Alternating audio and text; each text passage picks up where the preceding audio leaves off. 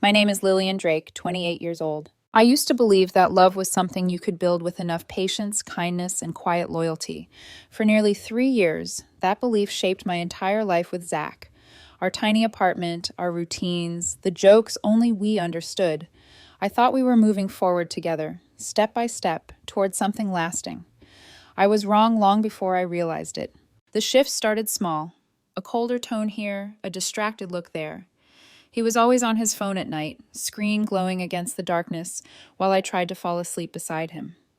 I didn't think much of it, until the night his phone lit up with a message from his ex. The preview on the screen was enough to freeze my breath. A heart emoji, her name, and a reply to something I hadn't known he'd sent. He had changed his password, but I had always known it. My hands shook, but I typed it anyway. The silence in the room felt heavier than it had ever felt before. Inside, there were weeks of messages, complaints about how clingy and emotionally dependent I'd become, as if wanting a future with him made me some kind of burden. Lines where he told her he needed a break from me, plans for a romantic getaway, flirting like they'd never broken up at all. I wasn't prepared for how quickly the reality of our life could collapse. My chest tightened so painfully I thought I might throw up. I stared at those conversations long enough to memorize every line, and then the tears came. I cried quietly into a pillow, not wanting him to wake up, not wanting to break whatever illusion I still had control over.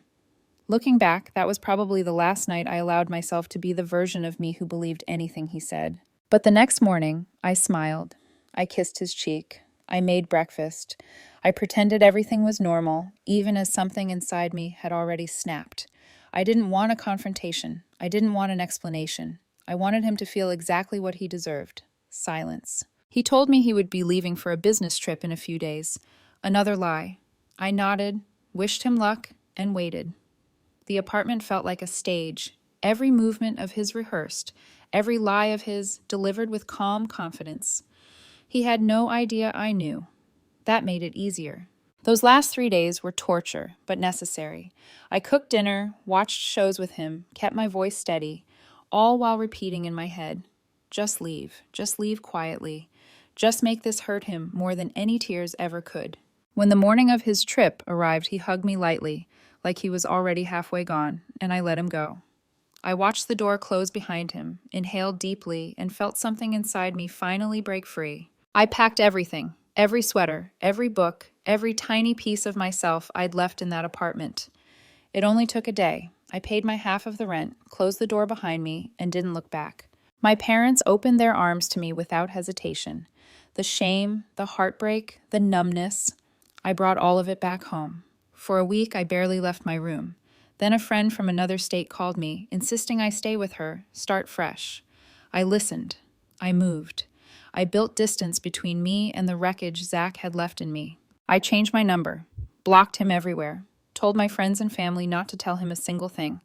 I thought I'd sealed off every door that could lead back to him. And for a while, it felt like I had. Then, a few weeks after settling into my new routine, I realized I'd missed a cycle. I brushed it off at first, but the unease stayed, so I took a test, just to be sure. The positive line appeared almost instantly. I sat on the bathroom floor for a long time, staring at the result. It should have terrified me, but something warm pushed through the fog of everything I'd endured. Hope, the first thing in weeks that didn't sting. I decided to keep the baby. I didn't know what the future would look like, but I knew this. My child would never have to experience the version of Zach I had known. I promised myself that when I pressed a hand over my stomach for the first time. From that moment on, something shifted. My job allowed remote work. I found a new place to live. My friend guided me through each step. Slowly, I felt life forming again, not just inside me, but around me. For the first time in a long time, things felt possible. But deep inside, tucked away with the memories I refused to revisit, was a truth I kept whispering to myself. He'll never know. He can never know. Those early years alone with my son felt like rebuilding myself from dust. I named him Jack, a name that felt steady, warm, simple. He became the center of every single breath I took. While the world around me kept shifting, Jack was the one thing that grounded me. After moving states, I found my footing again. My job promoted me. Bills were manageable. I made new friends who didn't know anything about my past, which made it easier to feel like a new version of myself. the version who didn't cry into pillows at night or second guess her worth. When Jack started school, the house grew quieter. That's when I let someone new into my life. Mike. He was stable, consistent, gentle in a way that felt like safety. A banker with soft eyes and structured habits. Someone who never raised his voice. Someone who seemed to understand the rhythm of my life as a single mother. For a year, it felt good. It felt normal. He believed Jack's father simply didn't want to be involved, and I let him believe it. Not out of malice, but because I wasn't ready to reopen old wounds. For 7 years, the past stayed buried. Until 3 days ago. It was an ordinary morning, sunlight warming the kitchen tiles while I prepared Jack's lunch. I heard a knock, firm, measured, unfamiliar. I wiped my hands on a towel, walked to the door, opened it, and the world dropped out from under me. Zach stood there, older, sharper around the edges, dressed in a suit that told me his life had turned out better than mine in all the material ways. In his hand, a thick envelope, legal papers, custody demand. He didn't even say hello, just shoved the documents forward like I was a stranger he hated. You can fight it in court, he said flatly, or you can do the decent thing and give Jack a better life. Jack, he said my son's name like he owned it. I didn't speak, couldn't. My throat tightened so hard I thought I'd choke. He didn't wait for an answer, didn't ask about me, didn't ask about the child he never knew. He just turned and walked away, leaving the cold air of the doorway swallowing me whole. The papers trembled in my hands. My reflection in the window beside the door, pale, stunned, shaking, looked like someone reliving a nightmare she thought she'd outrun. Jack was at school. Thank God. He didn't see any of it. I didn't tell my friends. I couldn't bear the judgment, the confusion, the pity. But I had to tell someone, so I told Mike. We sat on the couch after Jack had gone to bed, the legal envelope between us like a bomb waiting to explode. My voice cracked as I told him everything. How I'd discovered the cheating, how I left without confrontation, how I'd found out I was pregnant after I vanished, how Zach had been searching for me, but I refused to be found. Mike's expression shifted slowly, from surprise to something sharper. Disappointment? Disapproval? I couldn't tell at first, but it made my stomach twist. Yes. You told me Jack's father didn't want to be involved, he said quietly. I know, I whispered. I lied. I wasn't ready to talk about it. He nodded once, but not with understanding, with restraint. Then he asked, Did you ever think Zach deserved to know he had a child? The question sliced through me. I inhaled stiffly. He cheated on me, I whispered. He planned a romantic trip with his ex. He talked about me like I was pathetic. I didn't want him anywhere near my life. That doesn't mean he didn't deserve to know, Mike said, or that your son didn't deserve a father. The words hit me harder than Zach's arrival had, because they came from someone who claimed to care about me. I was trying to survive, I said, voice trembling. Mike looked down at his hands. Lillian, what you did was cruel. I'm not saying you didn't suffer, but hiding a child for 7 years? No one would call that moral. I felt the blood drain from my face. There it was, the judgment I feared. A tear slipped, but I didn't let myself break down. I just stared at the envelope, at the name Zachary Hughes versus Lillian Drake, printed in cold ink. My past had come back, and Mike's face told me he didn't know whether he wanted to stay for the storm. He sighed and leaned back, exhaustion seeping into his posture. You need to call a lawyer, he said. And, Lillian, I think you need to prepare yourself. This isn't going to be easy. No, it wasn't. After he went home for the night, I stood alone in the living room, staring at the custody papers again. Something didn't add up. Zach didn't just stumble onto my address. He had no way of tracing me unless someone told him. That thought struck like lightning. A betrayal. An informant. Someone who knew just enough to ruin my life. But who? I looked around my quiet home, my heart pounding in a slow, heavy rhythm. Someone did this. Someone opened the door I had locked so tightly. And I was going to find out who. I didn't have to search long to find out who betrayed me. The truth came for me on its own, loud, blunt, and devastating.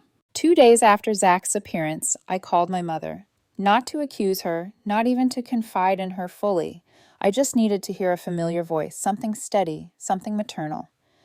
She had been distant lately, ignoring my messages, missing our usual weekend calls, but I convinced myself she was just busy. The moment she answered, something in her tone felt off, hesitant, heavy, almost guilty. Mom, Zach showed up at my door, I began. trying to keep my voice steady.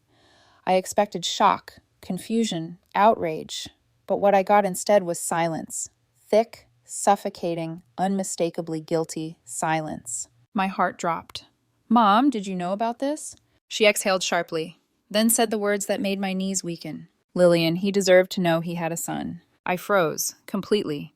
My hand tightened around the phone until my fingers tingled. She didn't stop talking. "You can be angry, but I did what I thought was right. Jack needs a father, and Zach deserves the chance to be one." Her calm tone felt like betrayal delivered on a silver platter. "You told him?" I whispered. "You gave him my address?" "Yes," she said without hesitation. "It was time. You've struggled on your own for too long. I just wanted to help." Help! She thought this was helping. I felt something inside me rupture, a quiet, intimate wound only a mother could inflict. "You had no right," I whispered. "No right at all." "I had every right," she shot back, her voice rising for the first time. "I watched you run and hide and isolate yourself. I watched you pretend you were fine on your own when you clearly weren't. I watched you raise a boy without a father when he could have had one." I swallowed hard, a mixture of disgust, disbelief, and heartbreak suffocating me. "You knew what Zach did to me. You saw me fall apart, and you still went behind my back?" "I did it because I saw you fall apart," she insisted. "And because he's doing well now. He's stable, he's successful, he can actually provide. You can't keep Jack from a better life just because your pride is hurt." It felt like every word she said stabbed deeper. A better life. Because Zach had money now. Because he had status. Because he had everything I didn't. My vision blurred with anger. "He's not taking my son," I said through clenched teeth. "And you don't get to speak to Jack again. Not after this." Her voice broke. "Lillian, don't be ridiculous. I'm your mother." "No," I said, feeling a heartbreaking clarity. "A mother protects her child. You didn't protect me. You sold me out." I hung up, then blocked her. Everywhere. I didn't cry right away. My body felt too numb, too stunned, as if my emotions were running late to their own disaster. When the first tear finally slipped, it burned hot down my cheek. Then another. And another. Soon I was on the kitchen floor, hands covering my face, sobbing with a grief I hadn't felt since the night I left Zach. This time, the betrayal came from the person who was supposed to love me unconditionally. My phone buzzed minutes later. My father. I answered immediately. "Lillian," he said gently, "I just had a fight with your mother. She admitted it to me. I can't believe she did that to you." His voice cracked, and for a moment I felt less alone. "Dad, she gave him everything. My address, my life. She didn't even tell me." "I know," he said, "and I'm furious. I'm staying with your uncle for a few days. I need space from her. She crossed a line." The guilt surged instantly. "Dad, I didn't want this to happen." "No," he cut in. "This isn't your fault.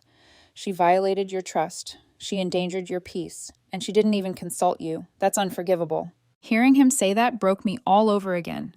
I cried quietly, and he stayed on the phone until I could breathe again. After we hung up, the silence in the house felt different, like it wasn't protecting me anymore, but echoing the fractures forming everywhere in my life. Mike texted later that night. "Mike, I've been thinking we need to talk soon." His messages had been colder lately, short, terse, heavy with judgment. I stared at the text, wondering if he would be another person who didn't choose me. The next evening, we met in person. He sat stiffly on my couch, hands clasped in front of him. He didn't touch me, didn't smile. "Lillian," he began, voice strained, "I'm not sure I can be with someone who," he hesitated, "did something like that to another person." Something inside me hardened. "So that's what you think of me," I said quietly. "You think I'm cruel." He didn't deny it. "I think what you did was wrong. You deliberately kept a man from his child." I felt anger flare, sharp, hot, impulsive. "He cheated on me with his ex, Mike. He humiliated me behind my back. He planned a romantic trip with her while living with me. Does none of that matter?" "It matters," he said, "but it doesn't cancel what you did." My throat tightened. "I survived the only way I knew how. And now everyone is paying for your choices," he said softly, "including Jack." That was when I realized something profound. Mike didn't love me. He loved the version of me who never made moral mistakes. He loved the sanitized version of my trauma, not the real thing. The conversation ended without a resolution, only a lingering sense of distance, like something was quietly dying between us. He left before Jack woke up, and I knew deep down that whatever we were, whatever we thought we could be, was slipping through my fingers.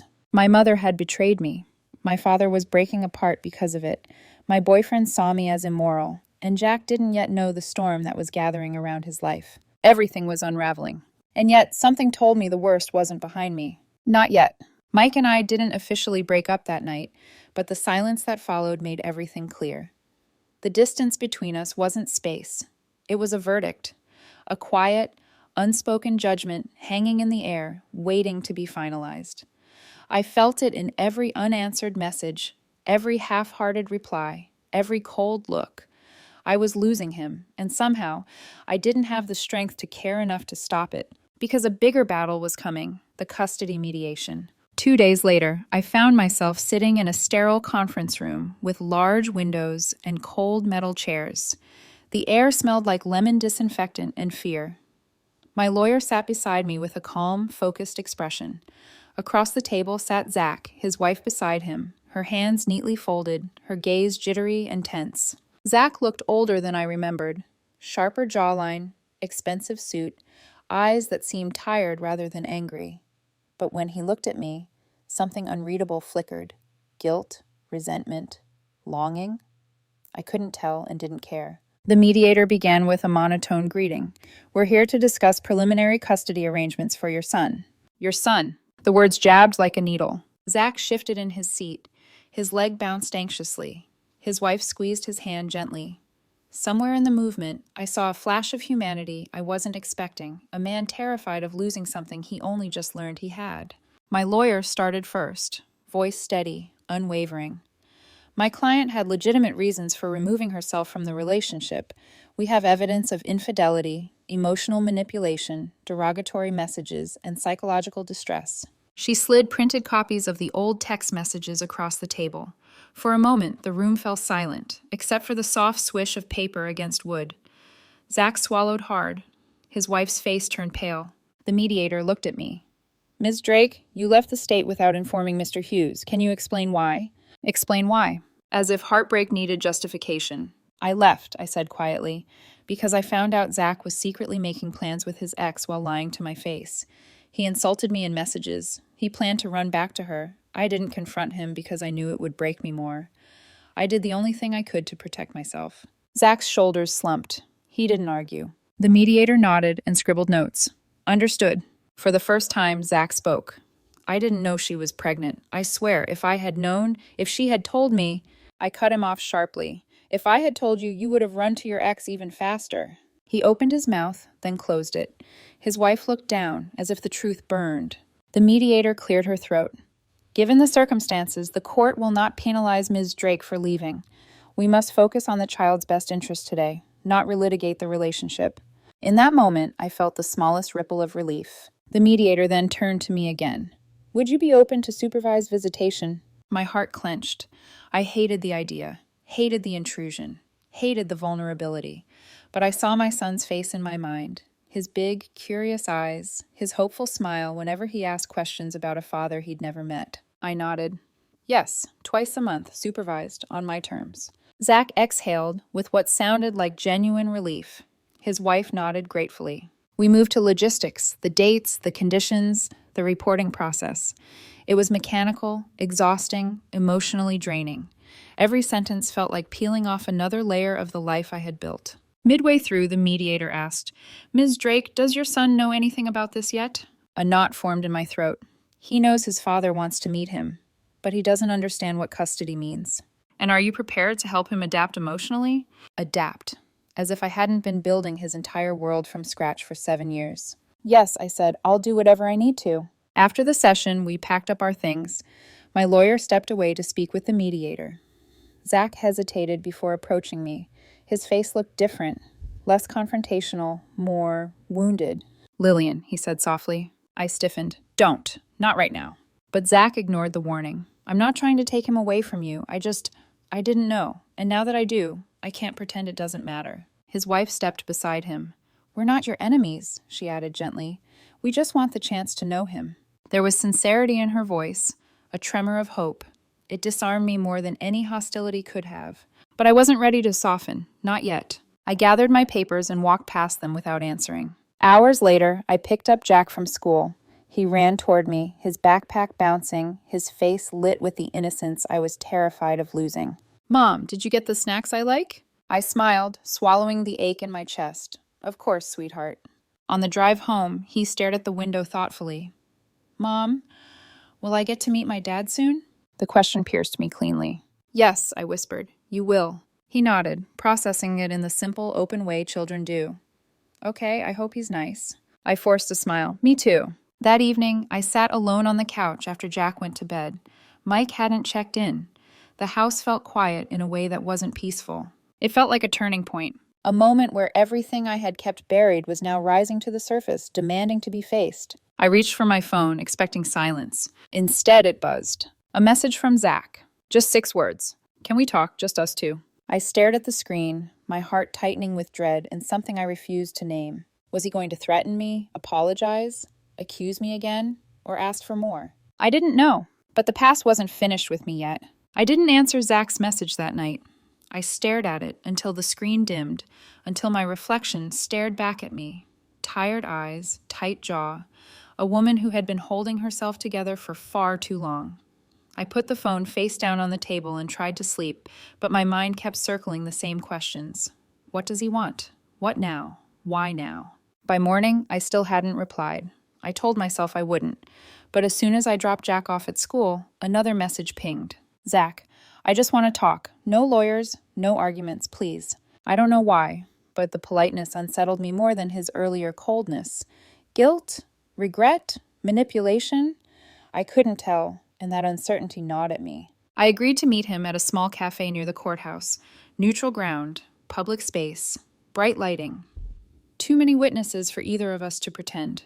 When I walked in, he was already there, sitting hunched over, elbows on the table, hands clasped like he was bracing himself. His wife wasn't with him. For the first time since he returned, he looked nervous. He stood when he saw me. "Lillian." I didn't bother with niceties. "What do you want to talk about?" He sat slowly, eyes searching mine, to apologize.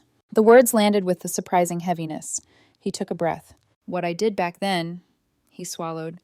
"It was stupid, immature. I freaked out because you mentioned marriage, and I wasn't ready. I didn't know how to handle the pressure, so I ran back to someone familiar. It wasn't right. It wasn't fair. And I hurt you in ways I didn't understand." His voice cracked slightly at the end. "I didn't expect that. It caught me off guard." "I'm not justifying anything," he continued, "but I want you to know, I never meant to abandon you. If I'd known you were pregnant—" "You would have done what?" I interrupted. "Stayed? Married me out of guilt? Played dad while sneaking around behind my back?" He looked down. "I don't know, but I know I never would have wanted to lose my child." A sharp exhale escaped me. "You did lose him, for 7 years. His eyes glistened. "And that's what I'm trying to fix." His sincerity shook me more than his anger ever could have. I looked away, afraid he might see that vulnerability in my eyes. Then he said something unexpected. "My wife and I, we can't have kids." I blinked. His voice softened, breaking just slightly. "When your mother contacted me, I was angry at first. Angry because you hid a child from me. Angry because I didn't understand why. But when I saw you in person, when I realized you raised him alone while I was just living my life, it hit me. I don't want to take Jack away from you." I froze. "I want to be part of his life," he continued softly. "But I don't want to hurt you, or him. I just want a chance." For 7 years, I'd carried anger like armor. Hearing his regret made the armor feel too heavy, too tight, almost unwearable. I cleared my throat. "I'm not giving up custody, ever." "I know," he said, "and I'm not asking you to." Silence lingered between us, not tense, but fragile, thin, something quietly shifting. When we finished talking, he walked me out. No hostility, no entitlement, just quiet understanding and gratitude. That weekend, Zach and his wife had their first supervised visit with Jack. Jack approached cautiously at first, clutching my hand, eyes wide with curiosity and confusion. Zach knelt down, offering a gentle smile, not touching him without invitation. His wife brought a small toy car set, still wrapped. Jack took it slowly, glancing up at me for approval. I nodded. They spent the time talking, playing, forming something new, something tentative. Meanwhile, I watched every movement, every word, every breath Zach took near my son. And something unexpected happened. Jack laughed. Not a forced laugh, not a polite one, an actual laugh, full and warm. Zach's face crumbled in a way I wasn't prepared for. His eyes glistened with a mixture of joy and pain, like someone realizing how much they'd missed without knowing it. When the visit ended, his wife hugged me. Not tightly, not dramatically, just a brief, trembling squeeze. "Thank you," she whispered, "for letting us meet him. You didn't have to be so generous."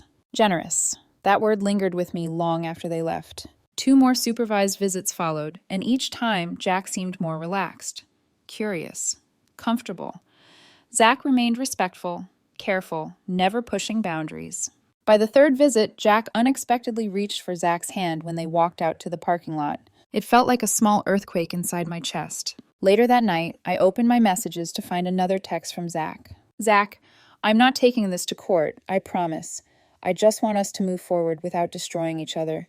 I stared at the screen for a long time. For once, there was no anger rising inside me, no bitterness, no resentment, just relief. It wasn't forgiveness, not entirely, but it was something close, something possible. The next morning, I told him he could continue visiting twice a month. He responded with a voice note filled with gratitude I never expected to hear from him. As days passed, I found myself breathing easier. The heavy past wasn't suffocating me anymore. The world felt slightly less sharp. I even unblocked Zach and his wife, something I never thought I'd do. They sent thank you cards. Small gifts for Jack, nothing overbearing, just thoughtful, gentle gestures that made everything feel less like a battlefield. And slowly, quietly, in ways I didn't anticipate, we began to co-parent. Not as friends, not as enemies, but as 2 people who were trying, really trying, to do right by the child who deserved better than both of our past mistakes. For the first time in years, I felt like my life wasn't just surviving. It was shifting, easing, healing. But one final meeting still awaited us. The one where everything would be officially decided. The one that would cement the future we were cautiously building. My heart wasn't ready for it, but it was time. The final custody meeting felt strangely calm compared to everything that had come before it. No trembling hands, no shredded nerves, just a quiet acceptance that the past had already done its damage, and that the future, at least, could be shaped by something gentler. My lawyer sat beside me. Zach and his wife sat across from us. This time, Zach looked different. Not defensive, not angry, just steady, present.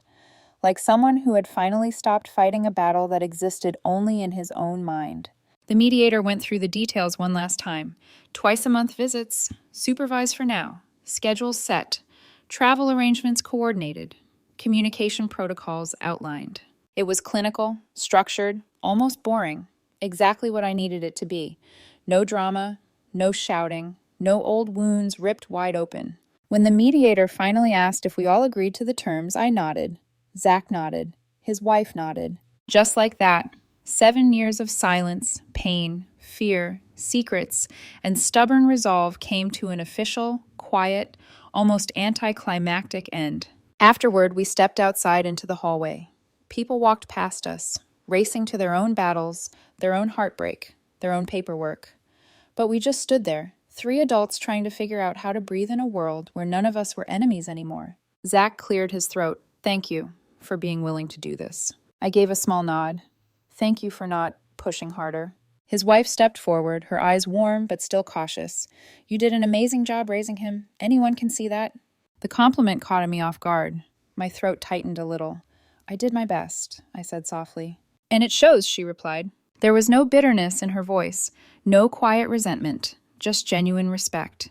It hit me with a gentleness I wasn't prepared for. We parted ways outside the building. Zach walked with a quiet, reflective posture, his wife linking her arm through his. I watched them for a moment, not because of nostalgia, but because something inside me needed to see the finality, the truth of what we were now. Not partners, not lovers, not even friends, but 2 people bound forever by a child we both were learning to share. In the days that followed, I found myself settling into a strange new normal, a reality where Zach's presence wasn't a threat, but a structured, predictable part of Jack's world. The supervised visits continued, and Jack, who had always longed for answers he didn't know how to ask, began to loosen around his father. He would talk more, smile more, observe him less like a stranger and more like a possibility. Zach and his wife were careful, gentle, patient. They brought small gifts, but nothing overwhelming. They asked questions about Jack's interests. They tried to understand his world, not invade it. It wasn't perfect, but it was something. And I wasn't afraid of it anymore. 2 weeks later, my father called. "Your mother and I, we're separating," he said quietly. I wasn't surprised. The truth had been simmering since the night she confessed what she'd done. But hearing it confirmed still struck with a dull ache. "I'm sorry," I whispered. "Don't be," he said. "This isn't on you. It's her choices, her decisions, and I need to do what's best for myself now." His voice was resolute, not angry, not shaken, just done. Then he added, "For what it's worth, I'm proud of how you handled everything. You've been stronger than both of us." I cried quietly after we hung up, not because of sadness, but because for the first time in years, I felt something like release, permission to stop holding everything together on my own. My mother tried to call me again afterward. I didn't answer. I couldn't. Not yet. Maybe not ever. Some betrayals don't fade with time. Some break bonds you can't reassemble. And then, unexpectedly, something shifted in me. One night, after Jack fell asleep, I walked into his room and stood beside his bed. His small hand peeked out from under the blanket. His soft breaths filled the quiet. I brushed a strand of hair from his forehead and whispered the promise I'd never been brave enough to say out loud before. "I'll always choose you, no matter how much the past tries to take from us." That was the moment I realized the fear was gone.